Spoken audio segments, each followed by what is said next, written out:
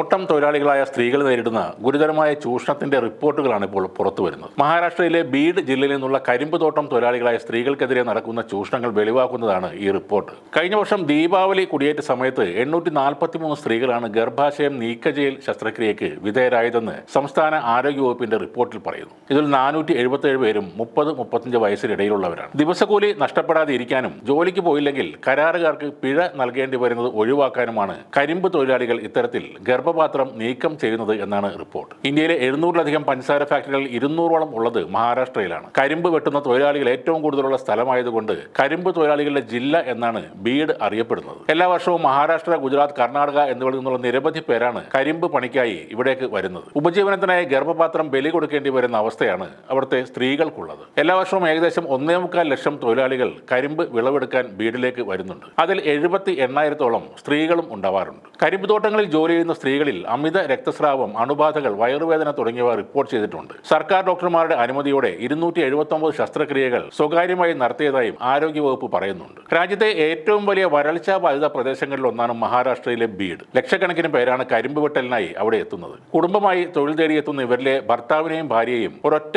യൂണിറ്റാക്കി കണക്കാക്കിയാണ് കോൺട്രാക്ടർമാർ പണം നൽകുന്നത്. ഒരു ടണ്ണിന് 250 മുതൽ 300 വരെയാണ് കൂലി. ഒരു ദിവസം 3-4 ടൺ വരെ വെട്ടിയാൽ മാത്രമേ 1000 രൂപയെങ്കിലും കിട്ടുകയുള്ളൂ. അതിനിടയിൽ ഒരു ദിവസം അവധിയെടുത്താൽ 500 രൂപ എന്ന നിലയിൽ കോൺട്രാക്ടർമാർക്ക് പിഴ നൽകുകയും വേണം. ആർത്തവ ദിനത്തിൽ കഠിനമായ ഈ കരിമ്പ് വെട്ടൽ സാധ്യമല്ലാത്തതിനാൽ അവധി എടുക്കേണ്ടതായും വരും. അതുകൊണ്ട് തന്നെ ആർത്തവമില്ലാത്ത സ്ത്രീകളെയാണ് കോൺട്രാക്ടർമാർക്ക് താല്പര്യം. ആർത്തവ ദിവസങ്ങളിൽ ജോലി ചെയ്യാതിരുന്നാൽ ഒരു ദിവസത്തെ കൂലി നഷ്ടമാകുമെന്നത് ഈ പാവങ്ങൾക്ക് താങ്ങാനാകാത്ത ഒരു കാര്യമാണ്. ദാരിദ്ര്യം തന്നെയാണ് അപകടകരമായ സാഹചര്യത്തിലും ഈ പൊരിവെയിലത്തും ജോലി ചെയ്യാൻ ഇവരെ നിർബന്ധിതരാക്കുന്നത്. കരിമ്പ് മുറിക്കുന്ന തൊഴിലാളികൾ ദീപാവലി സീസണിൽ മഹാരാഷ്ട്രയിലും മറ്റ് സംസ്ഥാനങ്ങളിലും പോയി 6 മാസത്തോളം ജോലി ചെയ്ത ശേഷം മാർച്ച് അല്ലെങ്കിൽ ഏപ്രിൽ മാസങ്ങളിൽ തിരികെ പോകും. ബീഡിലെ തൊഴിൽ ചൂഷണത്തെക്കുറിച്ച് ഇതിനു മുൻപും ധാരാളം വാർത്തകൾ പുറത്തു വന്നിട്ടുണ്ട്. കരിമ്പ് പാടത്ത് ജോലി ചെയ്യുന്ന സ്ത്രീകൾക്ക് ഗർഭപാത്രം നീക്കം ചെയ്യേണ്ടി വരുന്ന വാർത്ത പുറത്തു വന്നതിന് പിന്നാലെ മഹാരാഷ്ട്ര ചീഫ് സെക്രട്ടറിക്ക് ദേശീയ വനിതാ കമ്മീഷൻ നേരത്തെ ഒരു നോട്ടീസ് അയച്ചിരുന്നു. ഭാവിയിൽ ഇത്തരം ചൂഷണങ്ങൾ നടക്കുന്നില്ലെന്ന് ഉറപ്പുവരുത്തണമെന്നും ഇതിന് കാരണക്കാരായ ആളുകൾക്കെതിരെ നിയമ നടപടി സ്വീകരിക്കണമെന്നും മഹാരാഷ്ട്ര ചീഫ് സെക്രട്ടറിക്ക് അയച്ച നോട്ടീസിൽ കമ്മീഷൻ ആവശ്യപ്പെട്ടിരുന്നു. 2019 ആദ്യ നോട്ടീസ് അയച്ചത്. എന്നാൽ വർഷങ്ങൾ കഴിഞ്ഞിട്ടും കരിമ്പ് പാടത്തിലെ ചൂഷണങ്ങൾ തുടർക്കഥ ആകുന്നുവെന്നാണ് ഇപ്പോഴത്തെ വെളിപ്പെടുത്തലുകൾ സൂചിപ്പിക്കുന്നത്. കൊക്കക്കോള, പെപ്സി തുടങ്ങിയ ബഹുരാഷ്ട്ര കമ്പനികൾ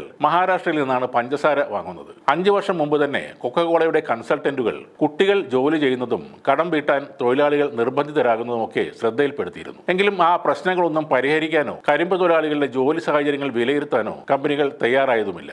അതേസമയം ഈ ഫാക്ടറിയിൽ ഭൂരിഭാഗവും അജിത് പവാറിന്റെ NCPയുമായും BJPയുമായും ബന്ധമുള്ള നേതാക്കൾ നിയന്ത്രിക്കുന്നവയാണ്. കോടികളാണ് ഈ ഫാക്ടറികൾക്ക് സർക്കാർ വായ്പയായി നൽകുന്നത്. നേരത്തെ ഈ ഫാക്ടറികൾക്ക് വായ്പ നിഷേധിച്ചിരുന്ന സർക്കാർ നിയമസഭാ തെരഞ്ഞെടുപ്പ് അടുത്തു വരുന്നതോടെ ആ തീരുമാനം മാറ്റുകയായിരുന്നു. BJP നേതാവ് പങ്കജ മുണ്ടയുടെ ഫാക്ടറിയിൽ മാത്രം 12 കോടി രൂപയുടെ GST വെട്ടിപ്പ് നടന്നെന്ന ഒരു ആരോപണവും ഉണ്ട്. നേതാക്കളുടെ ഫാക്ടറിക്ക് ലാഭം ഉണ്ടാക്കാനായുള്ള ഓട്ടത്തിൽ സ്ത്രീകളുടെ അവകാശങ്ങളാണ് അവിടെ നിഷേധിക്കപ്പെടുന്നത്. ഈ സ്ത്രീകളിൽ മിക്കവാറും പേർ ഒട്ടും വിദ്യാഭ്യാസമില്ലാത്തവർ ആയതുകൊണ്ട് തന്നെ ഇതുപോലുള്ള കഠിനമായ പണികൾ അവർക്ക് ചെയ്യേണ്ടി വരുന്നു. ഇപ്പോഴും കേന്ദ്രത്തെ ഉദ്ധരിക്കാൻ വേണ്ടി നമ്പർ 1 കേരളം എന്ന് പുച്ഛത്തോടെ, പരിഹാസത്തോടെ പറയുന്ന സംഘപരിവാർ അനുകൂലികൾ കാണാതെ പോകുന്ന ചില വാർത്തകളാണ് ഇതെല്ലാം.